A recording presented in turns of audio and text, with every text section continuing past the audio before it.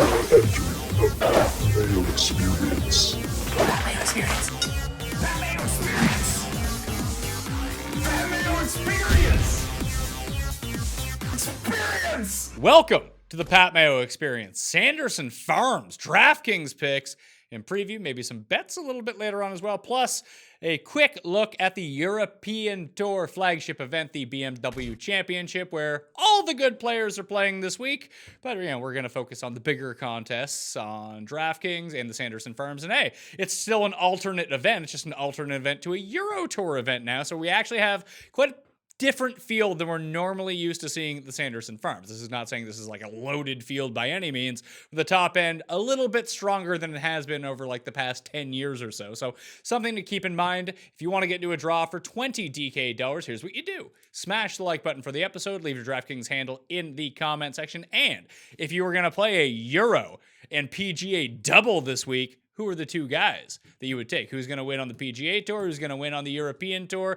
And those are the odds that you go with. Also, the easiest way, actually, to get the winning draw for the 20 DK dollars, subscribe, rate, and review, and download the Pat Mayo Experience audio podcast, 5-star review, DraftKings handle, something nice about the show. That's all you need to do. Winners will be drawn live on, I'll draw them beforehand, but I'll announce the winners live on air during my Week 4 waiver wire show, 1 p.m. Eastern Time on my Facebook page and the DraftKings YouTube channel, available on demand after the fact, video, audio, wherever you can find it. Joining me to break all of this down from awesomeo.com, a regular on the golf breakdown show, it's Ben Rasa. What's going on, my man? Not much. Yeah, we're in swing season. I know we're in the thick of NFL, but there's still a little time for golf.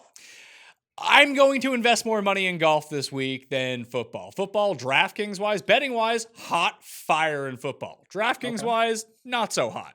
And if I had not only, I usually play my 20 lineups every week in golf and go for it. Last week, I decided to play 5. And when you go 100% Neiman, 100% Shelton, and 100% Hovland, and then Hovland has his usual great Sunday, you start kicking yourself in the teeth thinking, oh, man, if I had just expanded my player pool to some of the other guys, like Straka missed the cut on the number. Landry couldn't rebound. So I'm looking at 4 or 6s, cashing with 4 or 6s, thinking this could have been such a gigantic week. And now it's probably the best week I'm going to have all season. I'll just lose money playing DraftKings golf. But I love the swing season when it comes to this stuff. So if anyone out there isn't a member at fantasynational.com yet, you might want to do it. How do you think I ended up on Robbie Shelton last week? Because Fantasy National pointed me in the right direction, especially with the proximity stats that he had achieved on tour. Then I went and looked at all the web stats. I was like, this makes a lot of sense for me here. I liked this a lot. And he was one shot away from hitting his each way for the top 5, which would have paid 75 to 1, and bogeying the 72nd hole was not super fun around that. But if you want to find out the bets, the European Tour, you can hit the time codes for everything. But how was your experience with the swing season? Was it nice to have golf back? It was nice. It's a different field. A new cut is going to be a thing. 6 of 6 is brutal. So I didn't play a ton either. I'm focused on NFL like most people. But it was fine. I mean, you said it. These are really good betting weeks. These are wide open tournaments with the lack of win equity up top, and we get a chance to roster some newcomers. So it is a fun time of the year. Yeah, watching, like anyone, you listen to this show, you listen to any podcast out there, and it's such a huge advantage at this time of the year. It's usually like a big advantage anyway, playing against the regular PGA slate, but there are so many crossovers from football who just demand action at all times that are investing some of their, they usually just play NFL, but they see, oh, there's a baseball contest up. Oh, there's a PGA contest up, and they're just randomly playing in these, and they have no idea who some of these new players are, and that's really where the advantage was last week. No doubt. If you can get a read on some of the Korn Ferry graduates, because as we saw, these guys, some of them are going to be competing each week. So definite advantage to be had. And this, like you said, it's not a great tournament, but it's better than we used to see for Sanderson Farms now that it's not an alternative event. Yeah, and it's not like the prize pools have, they've basically been cut in half, but like the $8, the $250K best ball, there's $50K to first place, the $44 is $20K to first place. These aren't small prize pools by any means, and I think they're easier to, no tournament is easy to win, but I think your win equity goes up at this time of the year. Oh, no doubt. I know it feels kind of, when you get into tournaments with thousands of people, it almost feels all the same because it's such a lotto ticket, but these are definitely more attackable, and you can make a run. And yeah, that's not jump change. So A lot of money out there to be had. The BMW Championship DraftKings contest, we're recording this on a Monday evening. New scheduling note, by the way. We're going to try to release golf at around 8 p.m. every Monday evening, if that's cool with people out there. We'll try to get a jump start on the week and get you ready for everything that comes in. I'm going to release my betting cheat sheet on Wednesdays like normal. My DraftKings cheat sheet will be up on Tuesdays on DraftKings Playbook. If you just subscribe to my Twitter feed or my Facebook page, you'll just find all the links very easily up there. Just want to give a heads up to everyone. I mean, maybe people are new to golf, although what a weird tournament to jump into golf for. Be like, you know what? I want to get into the PGA. I love the Sanderson Farms. This is the one they've been waiting. Now that we get the main stage for this is their time to shine. But you know what? It's a tournament. It's a nice deviation from football, which is obviously on most people's minds, including mine. So I'm ready to go, and I'm actually pretty excited. You hit on the top 65 in ties. Now, that's a new cut rule for the PGA Tour this season, down from top 70 in ties. There will be no more Saturday cuts and no more MDFs. That's one of the great things about this. But the 6-6 percentage was super low last week. Does that change your philosophy at all as it pertains to constructing lineups? Like, I don't play cash games in golf or any sport for that matter. I'm trying to win big prizes here, Ben. I'm not concerned about doubling up my money. I know. I'm trying to win 1,000 times my money, not double my money. But when people talk about cash games, they talk about safety. And in golf, it's a bit trickier because no one's really super safe. But it feels like more of that idea could be more successful in larger tournaments this time around. There's something to that. It's hard. Obviously, if you knew who was going to make the cut, you would just play those guys, and that it becomes more prevalent. 6 of 6s are that much better, and 5 of 6s are really going to be hanging in tournaments a lot more now. So I don't change much. I think I'm more apt to maybe, kind of be a little more risky in the sense that I can take some stands just because the made cut equity for everybody is going down. So I find myself in the short term, maybe building a little more stars and scrubs in this swing season, but that's, it's anecdotal. I'm not really changing a bunch. It's just going to lower across the board. Well, even the stars and scrubs approach to this time of year, like the DraftKings pricing usually correlates really well with what the actual betting odds are. And from what I've seen so far in the swing season, that is not the case. It just players are wildly staggered all over the place. And frankly, there's not a huge discrepancy between some of the guys in the bottom 6,000s and the guys in like the lower 8,000s. It's that kind of, time of the year, like you said, and just the lack of win equity up top, even when we have a couple big names, it's just not the same as a normal week. So you're going to find guys competing from, all price ranges, and you're going to see, this is the time of the year, first time winners, guys out of nowhere that win. And then they're on tour for a couple of years and we wonder how they stayed. It's because they win events like this. So it's a really wide open type of tournament that we're trying to break down. All right, so let's talk about the course a little bit. CC at Jackson. It's the course that we do remember from being on tour. Cameron Champ was the winner last year when he went crazy with the putter and gained 9 strokes on the field, which is just kind of insane when you think about it. So he won at -21 last year by 4 strokes. Ryan Amail won by 5 the year before, -19. The Gribbler, Corey Gribble, -20, won by 4 the year before that. Peter Malnati and Nick Taylor, Ken Adjen. And when we're looking at outrights here, Cam Champ won at 45-1. Armour was 100-1. Malnati 150, and Nick Taylor was 250-1. Now, we talked about the strength of the field off the hop, that where it's no longer a crossover event, this is going to be a little bit stronger. It felt like the Greenbrier field was a little bit stronger than it normally is too. I would actually lean more towards a long shot not winning this event, although a hot putter can really go a long way at this tournament. Apparently so, yeah. I mean, I remember pretty well with Cam Champ, but that was one of the more ridiculous things I've seen in a long time. So that notwithstanding, even though it's a weak field relative to what we normally see, there's still a hierarchy, and yeah, the winner probably comes from the top as we work down. But at the same time, there's so many new faces, a lot of guys that are playing here for the first time, since it's not an event that many people came to. There are some guys with some history, but it's wide open. When I scanned it got pretty dicey pretty quickly. So it's a good tournament, in my opinion, to bet. Yeah, it's one of I love these types of fields, and I'll release the guys that I'm in on so far at the end of the show as well when we talk about the BMW PGA. Maybe we can find a double or two, but it's a par 72, 7,440 yards, so you're going to get your full complement of par fives. It seems like 3 of them are gettable. One of them is pretty gettable. 2 of them you can fluke into an eagle, and one of them you just can't get to in 2. Ranked 26 of 49 courses last year in difficulty, back on Bermuda grass, and it is 156 players in the field, so it's completely full. And we have a lot of, like, when you think about key stats, like ball striking is always going to be key, but putting really pops at this one, and that one's hard to project out. But if you wanted to look at like Bermuda splits putting, I think that is one way to really go about it. I'd probably try to avoid some of the really poor Bermuda putters in the field, but we saw Champ just kind of grind this out last year, plowing everything off the tee, and his approaches weren't even all that great. It's just he'd get it on in 2 and he'd make a whole bunch of 30-foot putts. That's how he ended up winning. But if you can just hit a bunch of greens in regulation, I actually think that off the tee is underrated a little bit at this course, even in the history of it. Just looking back at some of the players that have done really well, they're really strong off the tee. They're going to have a good putting week and a good approach week. But if you can play these 400 to 450 yard par 4s really well and gain a bunch of strokes off the tee, I think you're sitting pretty. There's no doubt. From what I looked at the course, it felt like you can get away with different types off the tee. Obviously, Champ was really aggressive, and yeah, even when he was offline, he would just hit it to the green, and then his putter did the work. Then we've seen guys, you mentioned Malnati, when he was winning somewhere in Armour, we know that clearly you don't have to be long. So it's a tournament where you're going to be able to pick your spots. The par 5s are gettable. Not a ton of eagles, but certainly birdies all over the place. The scores are going to be low. But I like tournaments like this where it really doesn't stand out in terms of what you need to know. Putting is fluky. We know you're going to want a hot putter and need one. But yeah, I'm looking a little at Bermuda. I do think that's worth taking a peek at.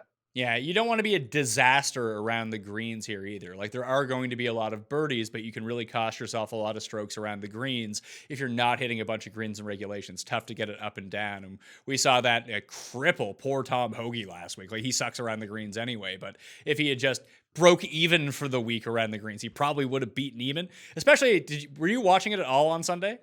I watched a little bit. Once Neiman pulled away, I kind of moved back to NFL. Well, we were on Neiman last week. A lot of viewers of the show, and I think just a lot of people in general, hit the outright on Joaquin Neiman. He finally broke through. And shout out to Drew Matthews. In the very first show that we did during the swing season last year, he just gave a shout out to Neiman he said he was going to win the Greenbrier next year, and all of a sudden, hey, he ends up winning the Greenbrier. The guy wins the Millionaire Maker, and then he's calling the shots a year in advance out. So good on Drew Matthews for that one. But Neiman almost put it into the water on 16 and somehow drove it over the water. I was panicking watching it because he was getting a bit of yips off the tee once he had the 4-stroke lead. Like, you could see that it was dawning on him that he was actually going to win this event, and then it almost went sideways on him. Poor Werenski had an eagle putt on I think it was number 12, and he 4-putted. Like, it was bad. There were some numbers out there. Like, I wasn't watching too in depth, but Bo Hostler made a 9, I believe. On the weekend, there were some Maverick blew up in horrible fashion on Friday around the green. So even at these easy courses, it is a good point that you need to be able to scramble in spurts. There are bunkers that protect these greens. It's a little water here. There's no defense for that if you go in it, of course, but you do want around the green just to bail you out here and there. For corollary courses, when I just scanned the leaderboards and the previous winners and the players that have done really well at this course and just tried to link them all together, Valero really sticks out in my mind as a corollary course, and even Heritage and Wyndham to a lesser extent, just because those are 2 courses where shorter hitters can definitely compete. But Valero just had a weird amount of crossover with this course. Does that do anything for you? I know that's bent grass versus Bermuda grass, but it's an easy par 72 that has like a bit of trouble. And even we look back at Valero last year, like Ryan Moore ends up near the top. Like, you don't need to be a long hitter to have a lot of success there. I found that really strange. Interesting. Yeah, I mean, that's my first thought was it's bent grass, but I see a little of that. And the course that I thought of, and again, it's certainly not seamless because it's a much tougher track and a better field. I took a little of Quail Hollow in there, the Wells Fargo. If that's the case, then I guarantee you're betting Aaron Wise this week. I already bet him. So there we go. And I really like him this week. So we'll see, there you probably have to be a little better off the tee, but I do think there are some correlation that you can take from that. And as you just said, there's some players that stand out because of that to me. Top 15 at Valero this year: Connors, Hoffman, Charlie Hoffman, that is, Ryan Moore, Brian Stewart, Kim, Kevin Streelman, Kuchar, Byung-Hun An, Danny Lee, Kokrak, Graham McDowell, Shanks, Scott Brown, Lucas Glover, K.H. Lee. And the year before, Andrew Landry, Sean O'Hare, Trey Mullenix. Oh, God, I remember that. Stupid Trey Mullenix. Couldn't get it out of the bunker on 17. Killing me. Jimmy Walker, Zach Johnson, Neiman, Ryan Moore, Chris Kirk, Andrew Putnam, Kevin Streelman, Billy Horschel, Martin Laird. And even if you look back at some of the players that have played really well at the Sanderson, now it's tough because it's against really weak fields, generally speaking. But if we just look at overall total strokes gained at the Valero at Sanderson's Farms over the past 5 years, you can find this on Fantasy National. It's Nick Taylor, Lucas Glover, Vaughn Taylor, Roberto Castro, Cam Champ, who's only played it once, Seamus Power, Luke List, Patton Kazire, DJ Trahan, Robert Streb, Patrick Rogers, Sam Burns, the Bermuda specialist Sam Burns. So it's interesting to see if there's going to be any crossover to that. Maybe it's just so small of a sample since Valero moved courses that this is what we're going with. But I just kind of want to talk through that a little bit, see if it triggers anything in your mind, or maybe one of those names are the ones to really hammer down on.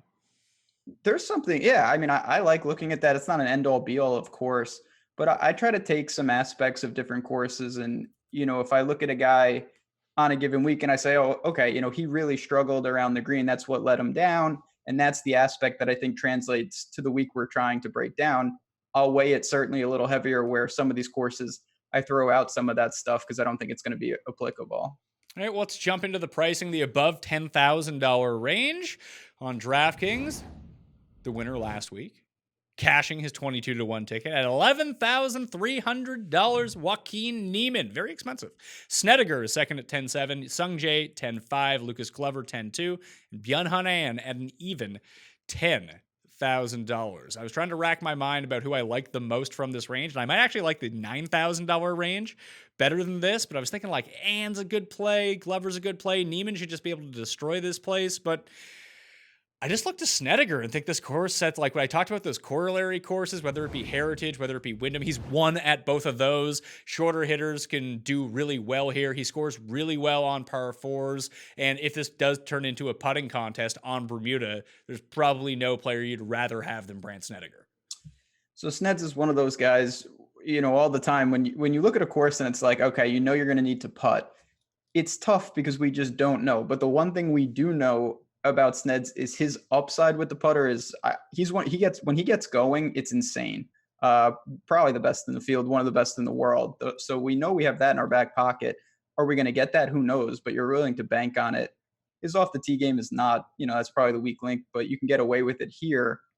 I looked, I know he's probably the obvious, especially if you're looking at course history. Lucas Glover's played here a bunch. Bermuda, he's a Southern guy. It's no surprise that he's had some good finishes here, and he did have a nice kind of stretch as we got to the Tour Championship. Then it all fell apart, but pretty good end of last year for him. Yeah, Snedeker is sort of the same thing too. He was 24th at the Tour Championship. Before that, 5th at the BMW, 6th at the Northern Trust. He was 39th at the Wyndham, where that was just kind of strange. He was in it for a bit, then kind of went away. He missed the cut at the Open, but he was 5th at the Rocket Mortgage, and both of those are, the Tour Championship at East Lake is a Donald Ross course, but so is Wyndham, so is Rocket Mortgage. He was 4th at the RBC Canadian Open too, which was another sort of shorter hitters can benefit from playing here course that I think of all the guys above 10,000, I like him the best, and I don't know how popular he's going to be. I would say, I don't want to make assumptions because it is only Monday, but to me, he might be the lowest of all of them. I feel like people, him and On are two guys that a lot of people expect to break through sooner rather than later. Niemann, maybe off the win, he gets a little less ownership, but he's playing so well. The price is reasonable. And then Glover, people, first thing they do is look at course history, especially if they're relatively new to golf. So I think that's a good point with Sneds. And like I said, even just scanning over his results, some of the putting performances when he's dialed in, that alone is worth some consideration. Yeah, so it'd be Snedeker for me, number one from above $11,000 or $10,000. Then Niemann would actually be number two for me. And I don't even know if I'm going to end up playing him because like I said, I want to attack this mid-8s, mid-9s. I think that's the level where we want to be at. the wild card for me, and it's every week considering he never takes a week off. Sanjay Im, I don't know what to make of him. His stats are all over the place. He's been doing crazy work with the putter. Just very recently, I know there was a break in between those two tournaments. He's the guy I never know what to do. If I had to pick another, it would also be Neiman for me. I know he's coming off the win, but he's obviously figured it out, and he's making, those 6-8 footers no problem lately. Just Drano. Yeah, the one thing with him, even over the past 24 rounds, like 175 to 200 and 150 to 175, when I look back at the past few years, like if you excelled in those proximity ranges, you just found yourself near the very top of the leaderboard. That's just how it went. And he is 14th from 150 and 9th from 175 over the past 24 rounds. So that's something interesting. I probably won't have any Sung Jae. I just thought that's a boost to him because he's been kind of off the past two events. He has. Now he's a grinder. He finds ways to get in contention even when he doesn't have it. He had a hole in one last week, which is a whole different animal. And then, Ben Yan, I think we all know it's tough to back him in any sort of putting competition. Now he's maybe the best scrambler in this entire field. He's great around the green, but it's just tough to trust him to make enough 10 footers to keep him in play. And the irons haven't been good for him over his past two events either. He was actually in the negatives last week. But I want to talk about these 9K guys. I'm excited about these 9K guys. So we got Scheffler at 9.9, Cam Smith at 9.8, Harman, Connors, JT Poston. Then you got Griot, Von Taylor, Dylan Fratelli, Russell Henley, and Austin Cook. That's the entire $9,000 range. I've bet on Scotty Scheffler at 25 to 1. I've bet on Corey Connors, who was second here a year ago and won Valero. He is 28 to 1 right now. And as a third, I might just go with Grillo. Dear God. I thought I was going to get more of a reprieve with him. I was hoping he took the whole swing season off, but here he is. Scotty Scheffler, I mean, if you look at the tee to green stats, he should have won last week. Just insane with the irons. The driving was fantastic too. Just didn't really putt. So there's a lot to like there. Well, also, he probably should have won. He was T45 at this event last year, and he probably should have won. He gained 10.6 strokes tee to green at the Sanderson Farms last year, and he was the anti-Cameron champ. He lost 9.4 strokes putting. Like, he's not a good putter, but like no one is consistently that bad. No, that's even Ben Yan would say that's just terrible. So that's a whole different category. That's not going to happen again. I didn't even see that. That was an oversight on my part. So there you go. It's even another factor to like him. He's gonna be the highest owned player on this slate. Like he might push 30%. I don't care. I just think that he's really good. He won on the web like 4 weeks ago. He was great last week, and the putter let him down over the weekend. I just like him a lot. And now he has 4 par 5s that he can go at. This guy fucking blasts it off the tee. Yeah. Oh, yeah. Dangerous drives. See, like I said, I wasn't paying too much attention, but I was going to Shot Tracker, and he was just hitting. It was, Hovland, Rory like lasers. So no problem there. The guy that I want to talk about is Brian Harman. He was really helpful for me last week. Didn't really putt much. I feel like he sets up pretty sneaky well. Another guy who can get certainly hot with the putter. He's a good putter. If he holds it together with the irons, and they've been looking pretty good, obviously, at Greenbrier, I think more than fair price, and not a lot of people are really going to be drawn to him. So over the past 24 rounds, I ran my statistical modeling on Fantasy National, and Brian Harman rates out as the second best play. There it goes. Put it on the board. Yeah, I don't like it. I don't like Brian Harman. Not a fan? Every time I play him, he's a complete disaster. But that's fair. Like a lefty's already won. Cody Gribble, he's a lefty here, and he's also a short hitter. That plays to Brian Harman. But just even looking back at the past 24 rounds, Harman is 16th on the key par 4 range. He's 5th overall in this field in par 4 scoring. He is 10th off the tee, which for him is shocking, but he's just hitting every fairway. Basically, he is setting up exactly like Ryan Armour did the year that Ryan Armour won. Yes. See, that's what I'm talking about. That is exactly what I was going to say. I couldn't agree more. And it is a little dicey. I've been burned by Harman more times than I would like to admit, but I just look, and it's weird. I was talking about it at Awesemo earlier today. It's more the consistency rather than the form in terms of upside. Even in his last 8, he's got 4 top 10s, but he's got a couple missed cuts and a couple ugly finishes. So you're getting some placement points there. It's just the range of outcomes has been a little bigger than we're used to seeing. Yeah, maybe I will end up throwing him into the player pool. Yeah, I guess it depends. Do you like him better than Griot? I mean, Griot, I'd be lying if I said I wasn't still a little shell shocked from his performance at Northern Trust. Again, though, how do you back him at any sort of just any course in general where you have to putt, where it's not match play and they can tell him to pick? Yeah, maybe that should be the one tournament that we go with Griot at every year. It's like if he can qualify for the match play, take him there. He can get all the gimmies he wants.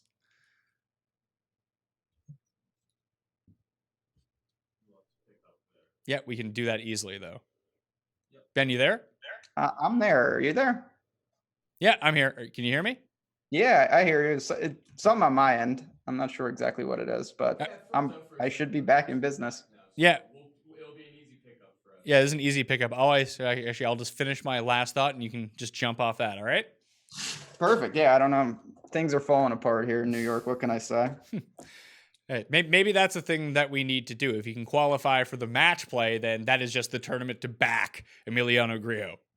Seriously, I have trouble looking to him at this point just with how bad he's been putting.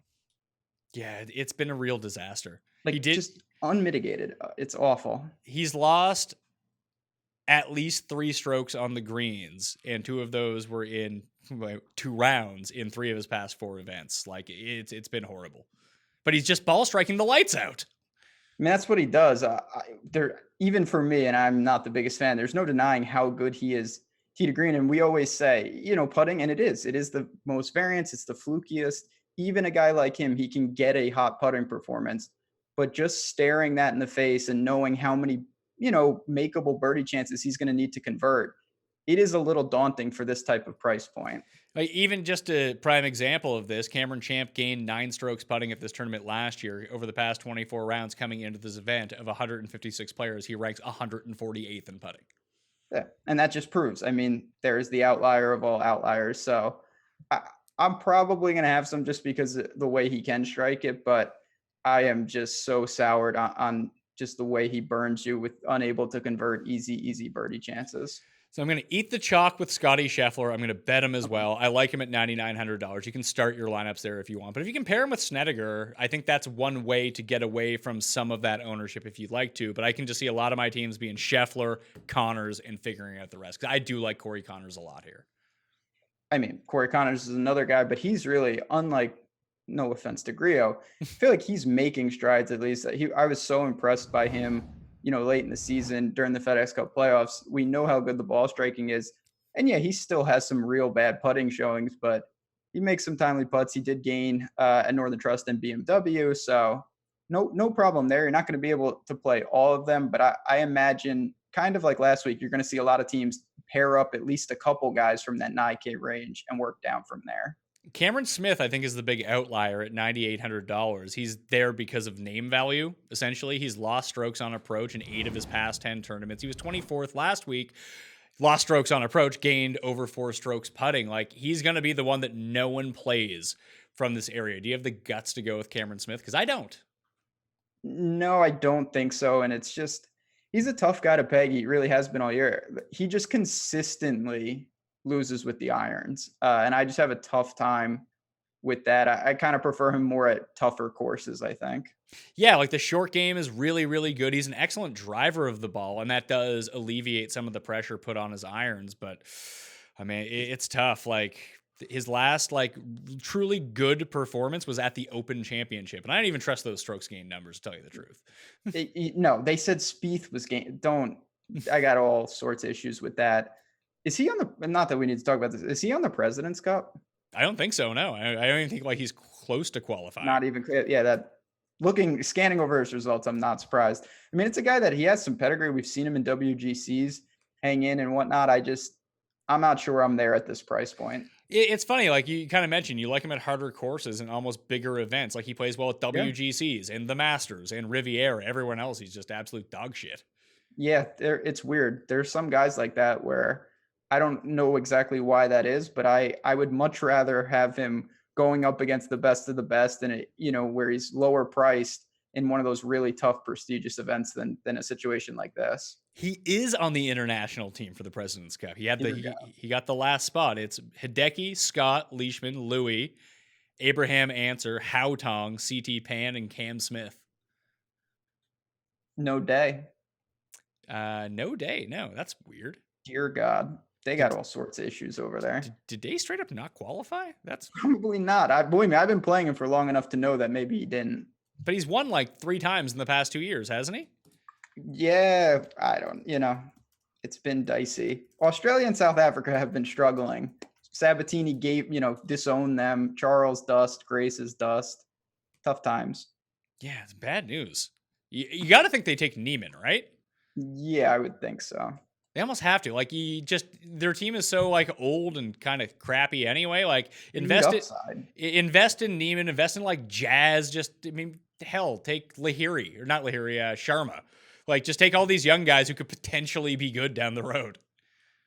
You saw, yeah, I agree with that strategy. Why not? What else do they have really going for them? So we'll see about. But yeah, no Cam Smith for me this week.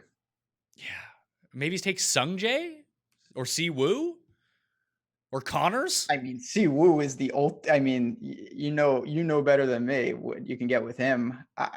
They should just go team all upside and just take a bunch of Si Woos and hope to hit lightning in a bottle. Well, I mean, we just talked about it with Griot. There's gimmies at the President's Cup. Just take Griot with you. Yeah, he would be the best. I mean, he'll be getting points like, as long as they don't make him put it out, forget it. He's just going to be 9 and 8 style.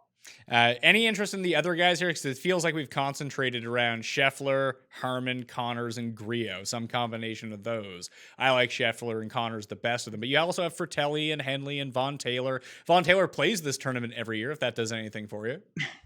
I mean, Von Taylor is the type of guy, and we don't talk about, I'm getting on your level. We're not talking about cash games. I might look to him in that setting, though. Fratelli is interesting just because his stats, to me, there's a lot of variance within all of them. We've seen some big putting performances. We've seen pretty bad irons, but then when he gets going with the irons, he gets on fire. The short game can come and go. He's a good driver of the ball pretty consistently. So when you have that much up and down, I actually try to embrace that in certain spots because it means that if he connects, really good things for happen. And we saw that at John Deere. Von Taylor might not be the worst play looking at this. Yeah. He hasn't missed a cut since the Heritage. Like, he almost made it to the Tour Championship, and he's played this tournament for the past 5 years. He has a top 10, 3 top 20s, and another T26. Like, he's been pretty consistent here. Man, I'll say this. I looked at a little of Von Taylor, but I kind of glossed over him. I'm stunned to see how many finish. I know he made a lot of cuts, but he actually has some pretty decent finishes in terms of grabbing some placement points for you. I'm throwing him on. I'm putting the star next to his name. He actually rates out 3rd in the modeling. Well, you're really Harman, Von Taylor. This is going to be some team. God, yeah. I mean, we know Von Taylor is consistent with the irons. He's that type of player. He makes his putts. I just, in shootout tournaments, I always feel like he can't go low enough, and that may be misguided because clearly he's playing some really quality golf. Yeah, the overall upside of him winning might be lower than a lot of these guys. The only one that we haven't really touched on here is JT Poston, who got the win at the Wyndham. That he's going to fall by the wayside for me here. I can't, obviously you can't play everyone. I can't even play all the guys that I like in this range, let alone a guy I'm pretty indifferent on. Same. That was Ben Jan's tournament to win, just no dice. But Poston's a guy, I'm a big fan of his. It's not, I honestly, even though I'm frustrated by him, I think if I had to, I would play Griot over him in this spot. All right, 8K range. You mentioned Aaron Wise already. Aaron Wise, he is $8,500. He's probably the best player pound for pound in this range besides Siwoo and Luke List, obviously. But he's the guy that you're going with here? Absolutely. A big year from Aaron Wise. Hopefully I'll be like Drew Matthews, and then when he just dominates this year, I'll look a little smarter than I am. But this is someone he can lean off the tee. We know it was a weird year for him, kind of disappointing, but he made the cut in all the majors. So I'm not exactly sure what that tells you. He can putt. Guy, Bermuda splits, no problem. So 8,500, I was pretty stunned to see him down in this range. I think he's clearly the best player down here, and I have no problem with him in any format. Denny McCarthy gained over 10 strokes putting at this event last year. Now, he is legitimately one of the best putters on earth. Can you go to him here just knowing that you have to bank on his putter? Is he sort of like the anti-Luke List? Be like, man, if this is the week that he can hit an iron, he's going to win. There are some guys, that was the Bo Hostler strategy, and it never materialized because it was just like, well, he's gaining 7 strokes putting every week, so he just needs to be flat 0. But I don't think I can go there. I will say he came from the grave last week. I thought he had a 0% chance to make the cut after Thursday, and he can get crazy hot, and it's because he can putt so well. It's just a tough ask when you got to gain 10 strokes putting to hang in. How about this guy? He's missed the cut twice at this event, but he hasn't played it since 2015. I believe he was 19. He played this event in 2013. He must have been like 16 years old. But he goes by the name Kim. He has a top 5 at Valero. He's won the Heritage. He has a top 5 at the Wyndham. This course kind of speaks to him, and he's gained on approach in 3 straight events, which is an amazing amount of consistency for Siwoo Kim. It is, because before that he had lost for like months straight. Yeah. It's tough. Siwoo is the ultimate.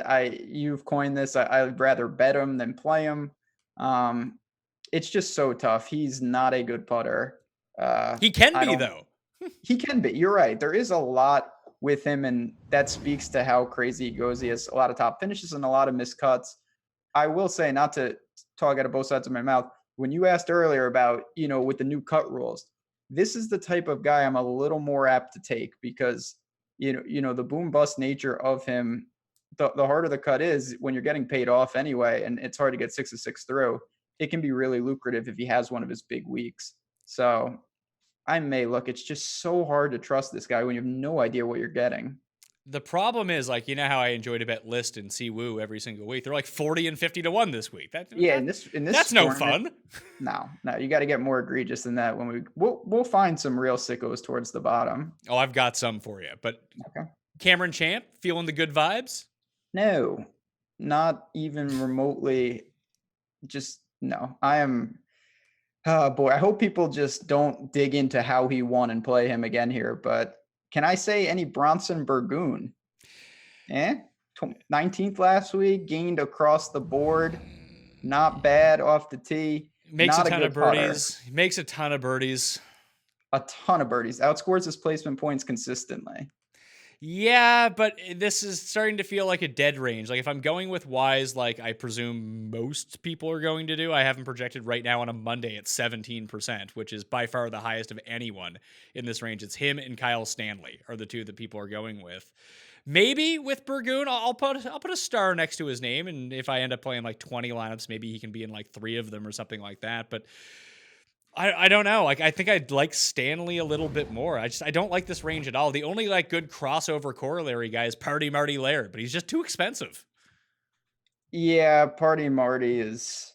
All these guys are too expensive. I mean, that's what we're gonna get in a field like this. I know that you kind of have to say, you know what, everyone is overpriced because that's what we're dealing with. But Martin Laird is a very, very poor putter. That's a tough ask for me. But a lot of these guys, when I'm looking at this range, the only one, Wyndham Clark, who is an anomaly because he can't hit irons, good off the tee, great putter. I'm not sure how I feel about him on this week either, though. I'm kind of off of him. Like if Stanley could drain a few putts, he's actually striking the ball in credit. He's basically the minor league version of Griot right now. I mean, Stanley long term, he's one of the better, if not the best player in this range. It's just he's never been a strong player, short game putting. That's what you're going to get. But I know it's repetitive, but if you're going to omit one thing, that's the thing that can be corrected on any given week just by random chance. 7K range. I think that there's actually some really nice value here. Like all of the guys we just talked about who are like $700 and $800 more. Streelman $7,900, even at 75 to 1. I just think that's an incredible value for him. Like he should do really well here. Harris English too, who came out of nowhere for a 3rd place finish, actually rates 2nd in this field on par 4s from 400 to 450 yards. And the guy relies a lot on his putter, yes, but the guy needs to get his torque card back here. Yeah, Harris English was a name that I didn't know he was in the field last week until it was far too late. So this is where we're going to start getting into those names. But I have a guy in this range that I like a pretty good amount. Munoz? Who? Is it Munoz? No, not Munoz, no. He's playing good though. I have to admit, it's Matt Jones. Oh, we're reading the same tea leaves here this week, pal. He was great last week, ball striking. Yes, he was. If you want your Valero, he's played well there consistently, gaining across the board, and he's kind of just, it's not that he's a great putter, but he can turn it on. And he's a good putting performance from really getting in the mix. 7,600, no problem with him at all this week. Are you ready for the cold water on this one? Oh, you're gonna ram on Matt Jones parade? What's wrong? So he's actually played the Sanderson Farms the last 3 years. You know what his best result is at the Sanderson Farms against weak fields? A miscut? I don't know. Has he made it? Miscut is his best performance. What is going on? Why is he not good here? Sanderson Farms. That's but you know what? Obviously, do I like to see that? No, but that is, if I like a guy and I think that he fits the course, and I do think Matt Jones fits it, I'm willing to overlook that unless there's something that you can't quantify of why he doesn't like this track. I think he sets up great at a really reasonable price tag. Yeah, if you're thinking about playing Wawrinski, it's not the worst idea in the world. Just know that he lost strokes in all 3 facets of tee to green and did all of his work putting last week. It's not the formula. Tough to keep up with. Well, any shots of going back to Cam Tringali? I mean, I do think the one positive is maybe some of the shine has washed off a bit, and he's just been so over-owned that it's really difficult for me to get there. But tee to green, it was not good last week. He was not really, it was an uneventful, middling finish. He did make the cut. So I'm indifferent to the play, but I hope that the ownership starts to creep back down. Back in the day, when we first started doing shows together at your old website, there was one guy that we played every single week because people hate his guts. And it always just killed his ownership, and he was actually quite a good DraftKings player. Grayson Murray's starting to play better. Oh, Grayson has just been, he was withdrawing all the time. He wasn't around. Talented guy. Say what you want about him off the course. Fair enough, of course. But he's certainly got some upside. And we used to play him nonstop. And last week, couldn't putt a lick, but he did make the cut. I'm definitely going to be buying Grayson until I think his price adjusts, because to me, he should be more certainly in the 8K range in a field like this, because I'm a Grayson guy on the course. He can really drive the ball, and no problem with him here. Do you like him here, or are you just saying that in general? No, I actually do like him here. I hope he can make a few putts this week. So far we got Streelman for me, English. I like Streelman more than I like English. Murray, Matt Jones, and I highlighted Robert Streb. I don't really know why, but like his odds value is off from his pricing. I haven't looked at his course history, but I assume this is one of those tracks where he just plays really well all the time. Let's see, 8th and 26th in 2 starts. He has 2 top 10s in his past 5 starts as well. Streb is, he's a guy who got his card. Last week was another one of his big courses. To me, I don't really have a strong take on him, but I did find myself when I was in that range to go to another guy who's a little off the beaten path, and it's Roberto Castro, who also really likes this course. He's got a little Wells Fargo correlation in there, which stood out to me. Not a good putter, and really, it's questionable how his form has even been. He's been bouncing around, but he has made some cuts in a row. So I looked at him at 7,400. Yeah, I used him last week, so I was tracking him pretty hard. The guy couldn't hit an approach all week. Like he bailed for a normal crappy putter. He bailed himself out on the greens, and then on the weekend he just kind of went away. So I'm kind of Streb. I'll probably be out on your main man, Bill Haas, is 7,500. Bill Haas could not putt. Talk about not being able to putt last week. It was bad. I don't know about old Bill. He needs to start getting it back in order and make some putts, because the rest of his game is a little dicey these days. So the only other sad. Do I go back? Seb Straka really ruined my best lineup last week, so I'm kind of mad at him. But do we just keep rolling him out here? Like he pops like every 3rd week. Of course, because he's such a good ball striker. He killed my best team was a 5 of 6 with him as well. Very frustrating. I thought he was going to get in.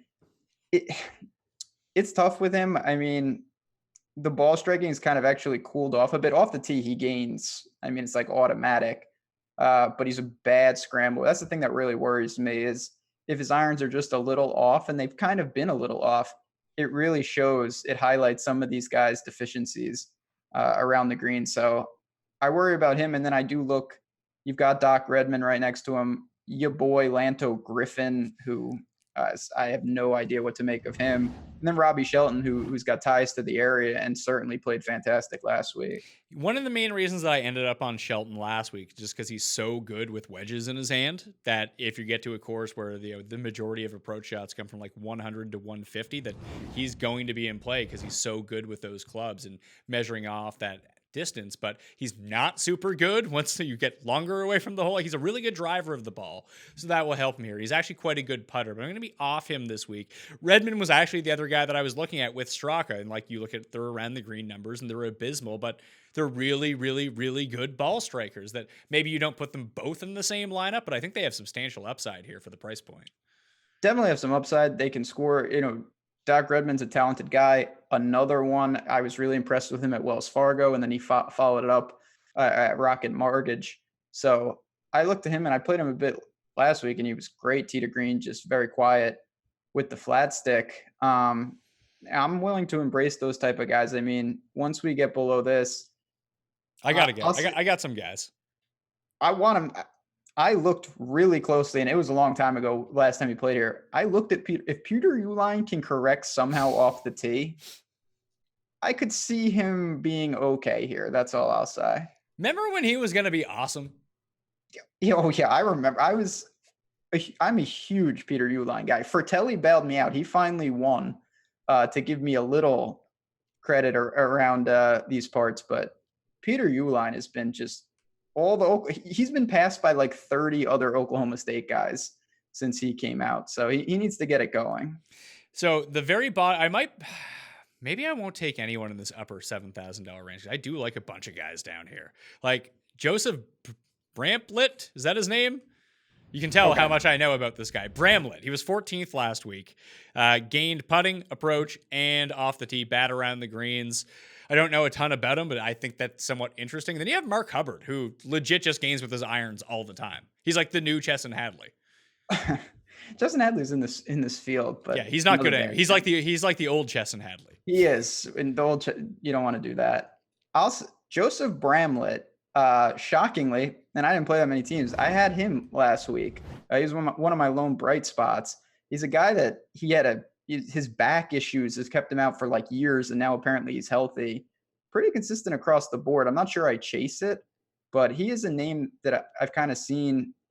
You mentioned Hubbard. I don't know what to make of that. Patrick Rogers is there as well at 7,100. Yeah, Bermuda specialist Patrick Rogers did all of his work on the greens last week, like always. Like I don't think the rest of his game is up to it. But at 7,000, like I'm going back to Landry again. He had one bad round. He didn't even lose ball strike. He just couldn't make a putt. And he rebounded nicely the next day and then couldn't make a putt again. The guy sucks at putting. We know this, but he's won Valero. He ranks out 8th in the stats this week. He's $7,000. I'm going to give him another chance. Him and Harry Higgs. Let's get that guy in. Harry Higgs he looked pretty good. I don't know anything about him. First time I've seen him was last week.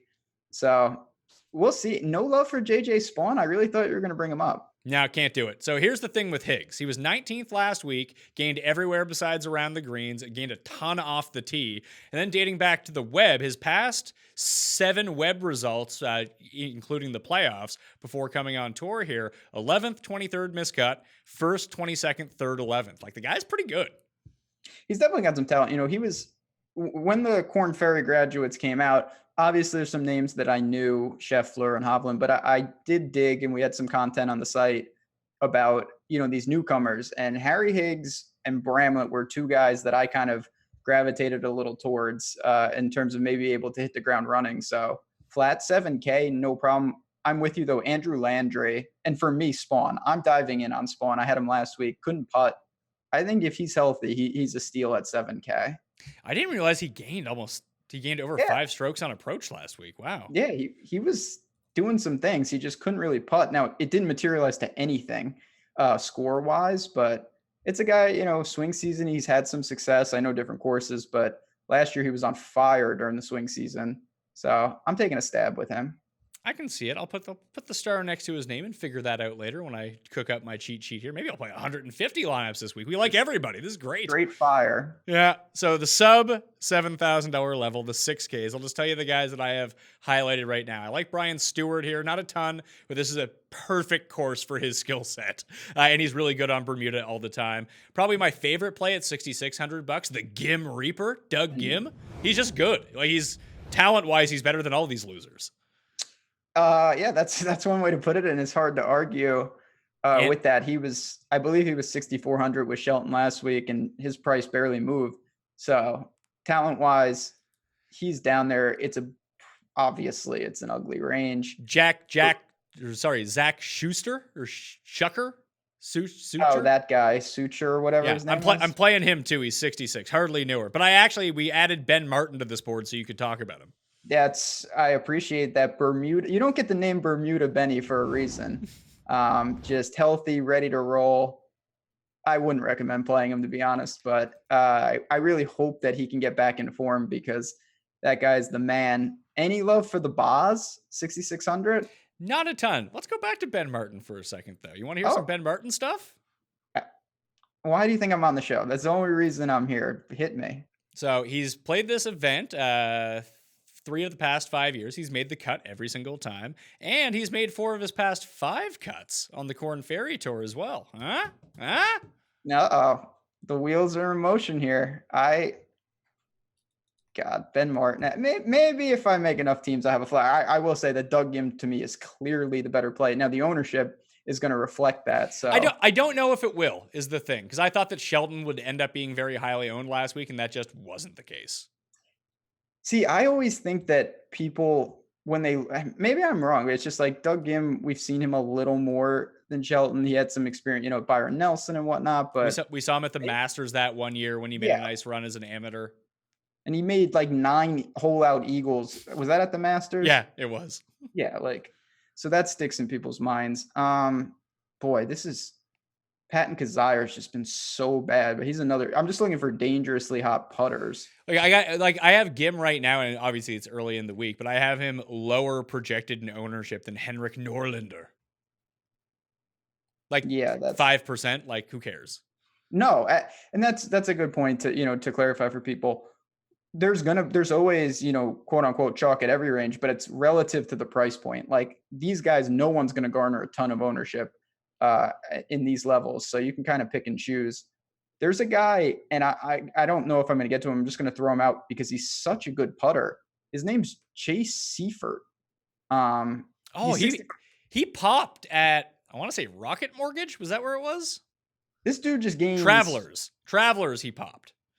Matrix putting. Just pencil him in for +5 strokes game putting.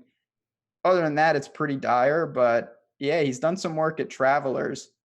That's really all I see. Did not make the cut last week, but again, if you're talking about guys that already start a leg up traditionally with the putter, we know it's fluky, but he's a guy. Yeah, I'm gonna be out on that. The only one I can see pushing double digits from the 6K range is Hank Lebioda. Yeah, I mean, Hank Lebioda, especially now, again, what this cut does, everyone is like, oh man, I need the guys who just, can make cuts. They're going to be tending, you see someone with the string, the ownership is going to follow. So I'd rather have a guy who missed, like Andrew Landry, who missed on the number Sepp Straka style. What's the difference? Honestly, it probably mitigates the ownership. Man, I'll tell you what, of all my plays last week, Sean Stefani was by far the most disappointing. I thought he was a great play, and he was so bad last week. I'm trying to look up the numbers on Michael Naismith, inventor of basketball, I feel like he won recently. I might be making that up, but who?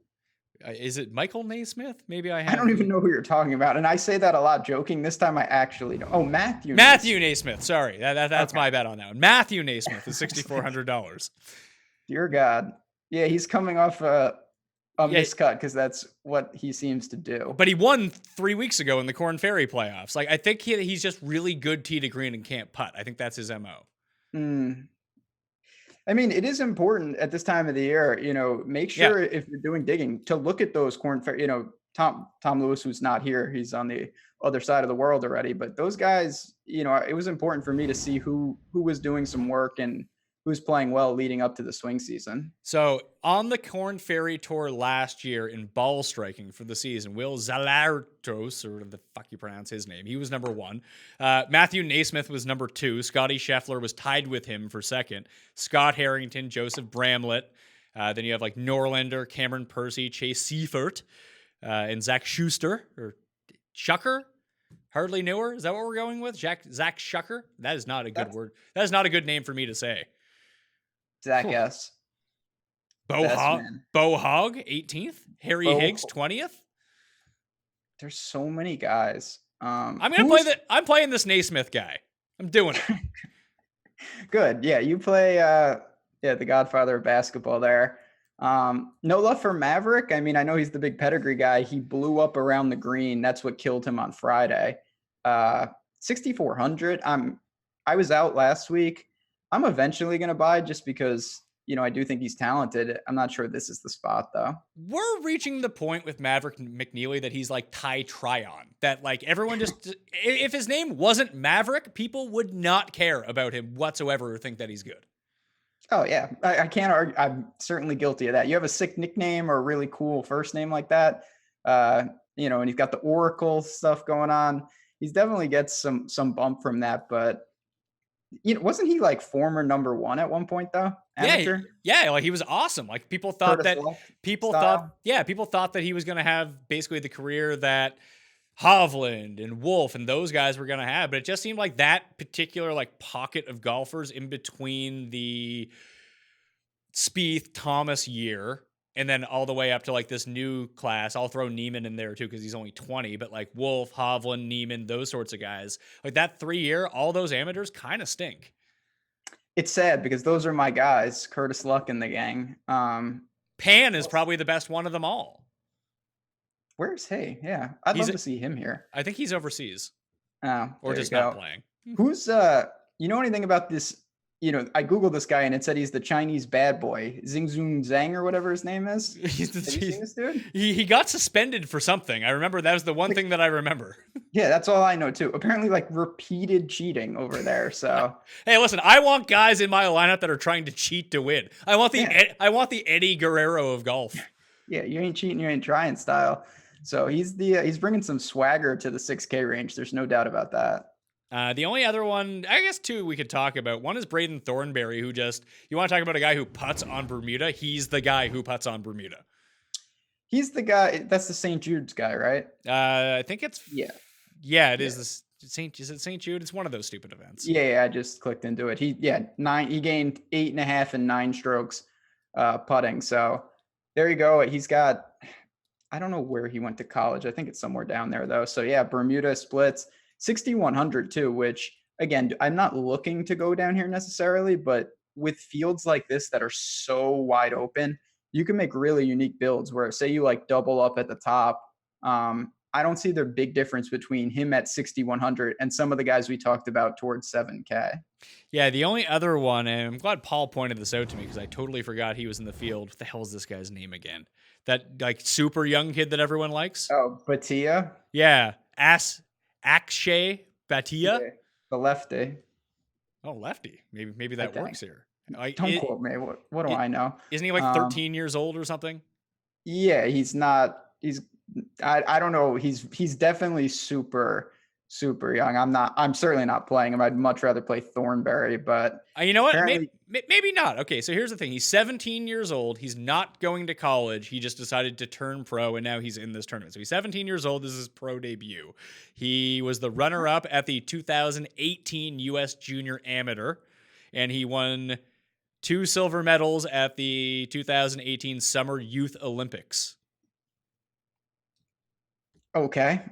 Is he American? Yeah, he's American. He's from LA. Okay. Born in 2002. Yeah, that's disturbing to me. God. Yeah, it makes me feel old. No, not good. There's a YouTube video that calls him a golf phenom.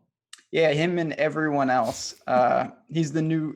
It's amazing how many new guys are the big thing. So I'll keep an eye on him. certainly not making my lineups. He played the Valspar last year and missed the cut. Like, maybe he's the new Ty Tryon. Maybe there's last guy, and then we can talk about whatever else you want. Jamie Lovemark is 6,300. I know he's been hurt and whatnot.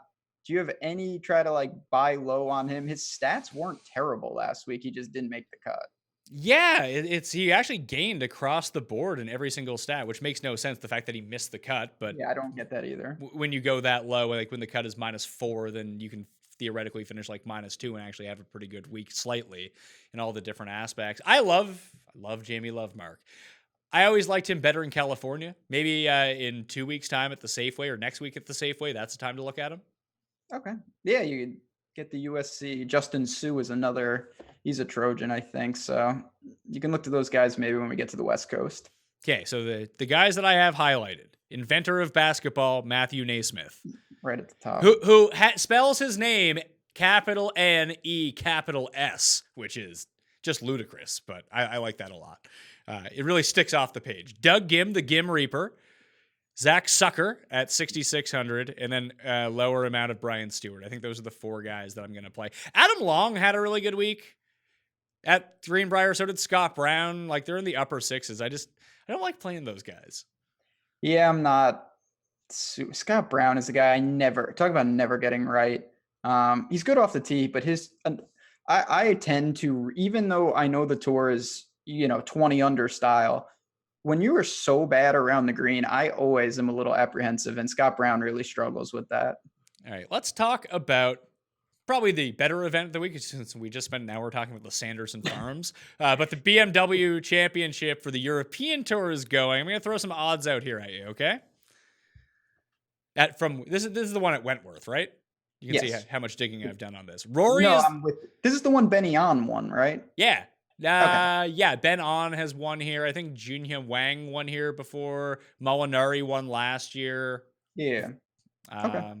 Who else? Who are the other ones? I'll just look at the winners. Molinari, Noren, Chris Wood, Byung-hun An, Rory, Matteo Montesero. Good God, Matteo Montesero. Luke Donald, Paul Casey, Miguel Angel Jimenez, Angel Cabrera are all former winners here. Rory finished second last year. Molinari won last year and finished second the year before that. So good ball strikers tend to do really well. Guys that gain off the tee, whether it be through distance or accuracy, tend to do really well here too. So you don't need to be the greatest putters in the world in order to win, it seems, unless you're Luke Donald. But Rory is the favorite at plus 5.5 to 1. Rahm 10 to 1. Rose 14. Casey 14 coming off the win in Germany. Tommy Fleetwood 22 to 1, Stenson 22, Fitzpatrick 25, Molinari 25, Finau's over there 25 to 1. That's kind of interesting. Hovland opened at 40 to 1. He's already down to 28 to 1. I should have bet that at 40. Lowry's 28, Matt Wallace is 28, and then you have the rest of the guys like Noren, Willett, Reed, Matthias Schwab, who's your buddy's playing pretty well, 40 to 1. Peters is here, Rafa's here, Westwood. This is a really good field. Horschel, Poulter. Really good. Ty Hatton. Yeah, Hatton's playing, Keimer's playing, Haotong, Pepperell, Ross Fisher, Brendan Grace is over there. This is like a premier event. Oh, no doubt. This is like one of the best Euro. I mean, you just rattled off a big, they're mostly the top Euros who play on the tour, but this field is loaded, and guys like Tony Finau, Patrick Reed, Reed in particular, it feels like he came over a couple weeks early to get acclimated, play in some events, and now Wentworth is a big deal. So I want to throw this out here. Doesn't this seem like where Tony Finau would win? It does, just on pure narrative street. Yeah. God, Finau, Tony. I'll say this, the guys that I like just in a vacuum, I can't bet because as you said, my buddy Matthias Schwab was playing phenomenal, but I'm not backing him at that price in a field like this. I'm going to someone, some of the guys who we've seen at least compete in big events or winners like Peters, RCB, something like that, rather than a guy like Schwab, unfortunately. Yeah, it seems like weirdly priced for him versus all of these like really elite talents. Like if he was like 90 to 1, I think that would make more sense. He was not, before he started this run, where he's been playing great, and I've been cashing top 10s with him, but unfortunately not outrights. He was down there. He's been shot down. So I don't know. I mean, in something like this, are you looking for you getting? I mean, if you're doing doubles and stuff, you're probably taking one of the big dogs. Or are you trying to reach for one of the Thomas Detries of the world? I was thinking Sam Horsfeld or Horsefield, whatever the hell his name is. He was 15th here last year. And like, I kind of like him. I think it was him who just like popped up on the British Open leaderboard at St. Andrews like 5 years ago. And I've just kind of followed him ever since. I think he's super young too. Yeah, he's 22 years old. Definitely pedigree. His latest run, he's played 5 consecutive weeks in Europe. He's come 49th, 14th, 43rd, 10th, and 3rd. I know those aren't against the strongest fields, but he's 110 to 1, maybe like a top 10 bet on him. Yeah, I mean, there are guys in this field that, unfortunately, unlike Sanderson Farms, the win equity in this field feels like it is up top for the most part. So it's a big ask to look for some of those guys. But when you get into the top 10 type things, there are some names kind of as we work down. Like I said, I mentioned Detry. Alexander Bjork is a guy he's playing. The problem with him, he just has lack of upside. He's making cuts over there, but he comes in 20th every week, which is a little dicey. You know what? And instead of going with Horsefield, I'm going to go with Matthew Southgate instead. He has 2 top 10s in his past 4 starts. He was 27th here last year, and he's top 10 on the European Tour in driving accuracy. And driving accuracy really does go a long way here. Well, then, if you're going to say that, I got to mention, and I don't have the odds in front of me, but if you have the top 10 odds, I bet this guy would be way down there. Maximilian Kiefer. You bring him up every time we talk about Euro. Yeah, and it never works. He's 19. He's 19th on the European Tour currently for the new season. Or is this all season? No, this is all season in terms of driving accuracy. Yeah, he's an accurate player, really crafty short game, good putter. He was pretty good at KLM. He's a German. I don't know why that's important, but I'm mentioning it. And he's got to be, massive odds, no matter what you're looking at. He is currently 350 to 1 to win this event. I might throw him as like a top 20. He's made the cut 3 of the past 4 years here with a 42nd, 24th, and 27th, and was 27th at KLM last week. That's not horrible. It's not. I'm telling you, this guy, he's a good par, not long, but he attacks par 5s just fine with 3-shot style. And you said, keep it in the fairway. That is what he does best. He's a really good putter. The game, he's not the most talented guy, but I don't hate that. And I'm talking extreme bombs, but Stenson is here too. Yeah. You probably mentioned him and I didn't even see it. The Iceman. God, this is a stacked field. It really is. My goodness. What's with Germans and being super accurate off the tee? Like Keimer at his peak was a super accurate player. Marcel Siem, the only thing that he could do well was accuracy. Yeah, and then your boy Maximilian, he's German, right? Yeah, so yeah, all accuracy, high-end accuracy players.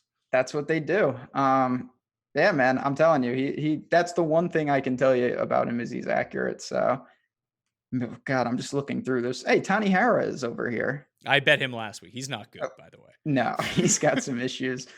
Boy, the thing with Euro, there's so many names that it's tough to get a read on some of these back end guys. I'm not gonna reach too much, but honestly, like of the guys that we've mentioned in the skill sets, it does appear to me like if you were just going on pure accuracy, but like with pedigree, that Stenson and Fitzpatrick would be the 2 guys.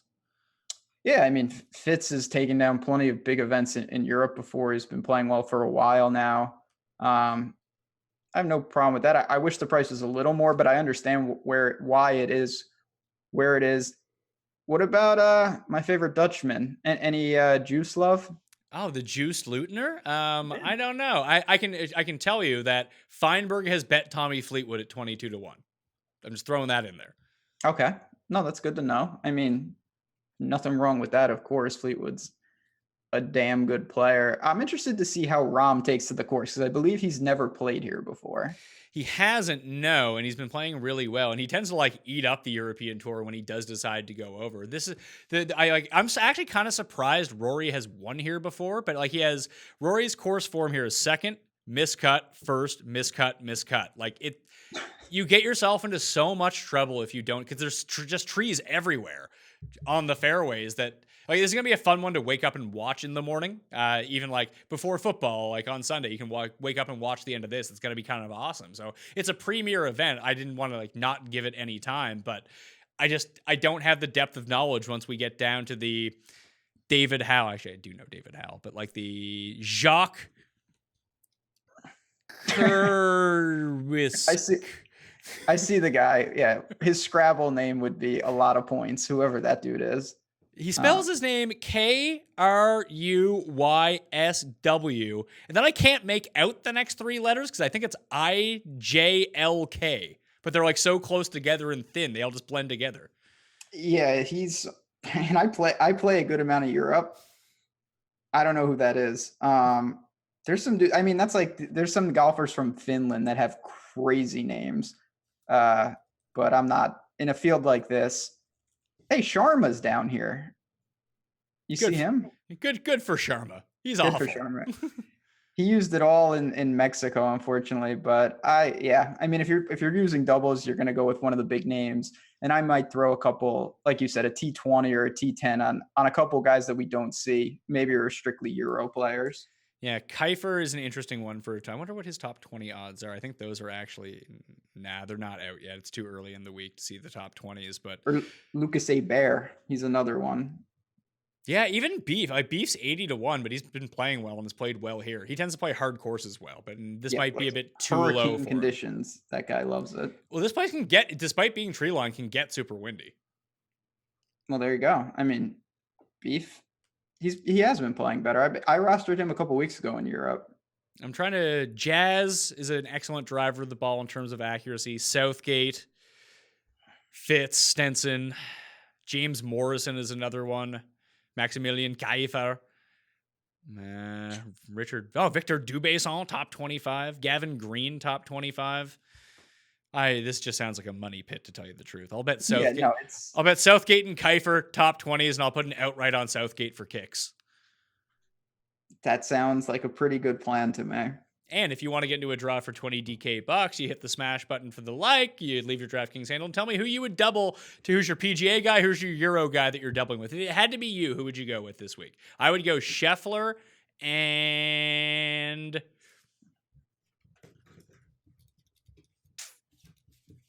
maybe should I go with, no, I don't want to go. I'll go Finau. I'll go Finau Scheffler double.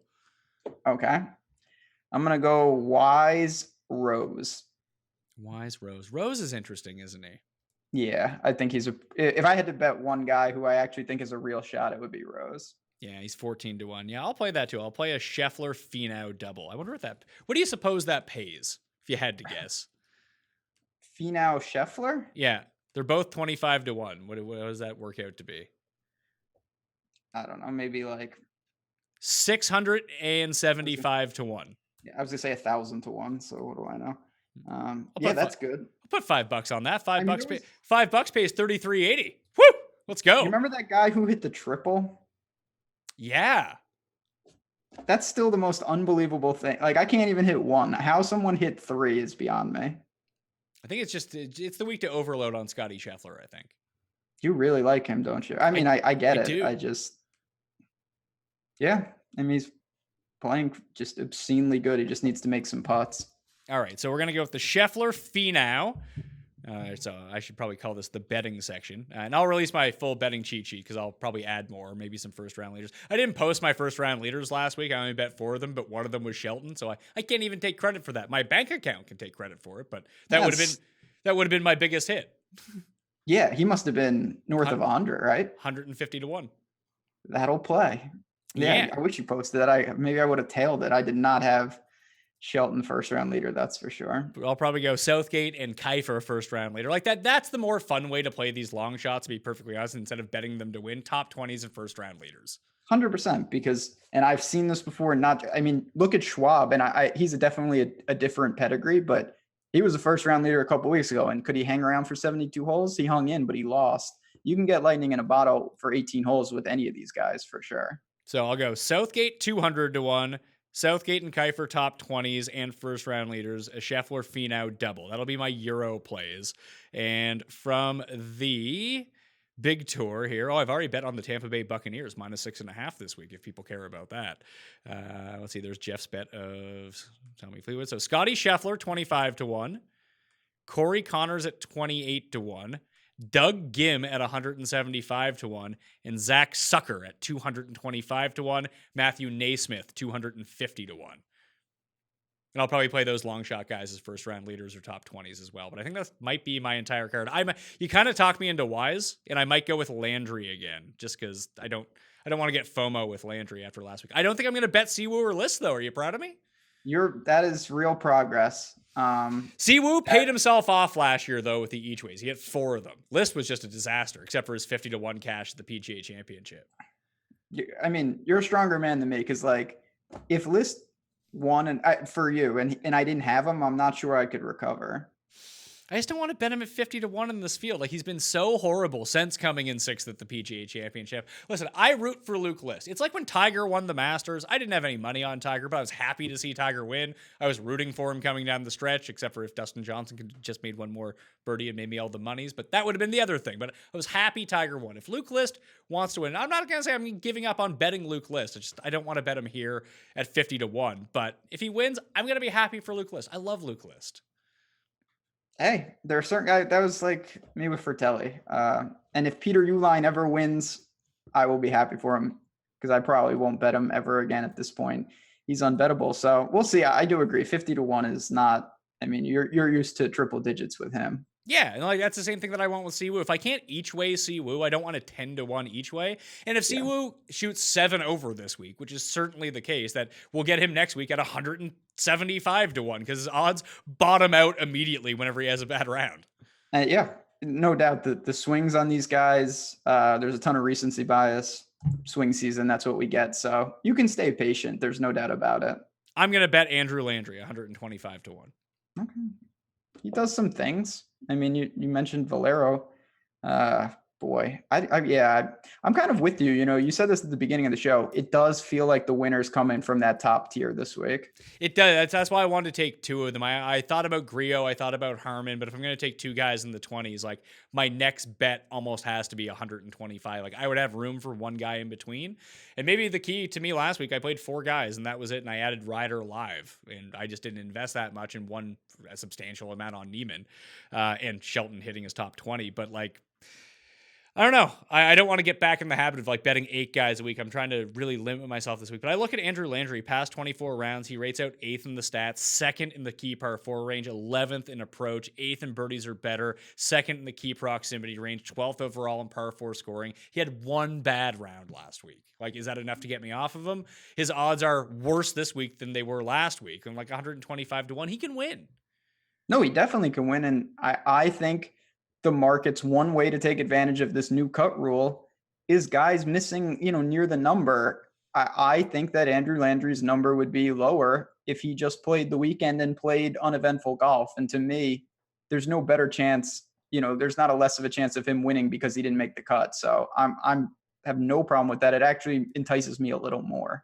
All right, my full betting cheat sheet will be out on my Facebook page, and I'll tweet it out on Wednesday afternoon. I'll be in Golf Digest on golfdigest.com with my picks this week as well. Hot fire in that column last week as well. Like I said, last week was basically the best week I'm going to have in golf all year, and frankly, no one cared because it was the Greenbrier. So sick. NFL buried it, but you got to just keep it going and make swing season the big thing to be on. All right, my PGAtour.com video will be out as well. My cheat sheet for DraftKings will be up on DKPlaybook.com. Ben, you're busy these days. What do you got going on at Osimo? Busy. Yeah. Obviously, we are in full swing with football, and I'm doing a ton of college football content. So we have shows every day in the NFL, and betting previews, college, which is a good time. And we are still pumping out golf. So with NBA coming around, we have that. If you want to sign up, we have all different packages from weekly to yearly. You can use the promo code JazzRaz. Get 50% off your first month.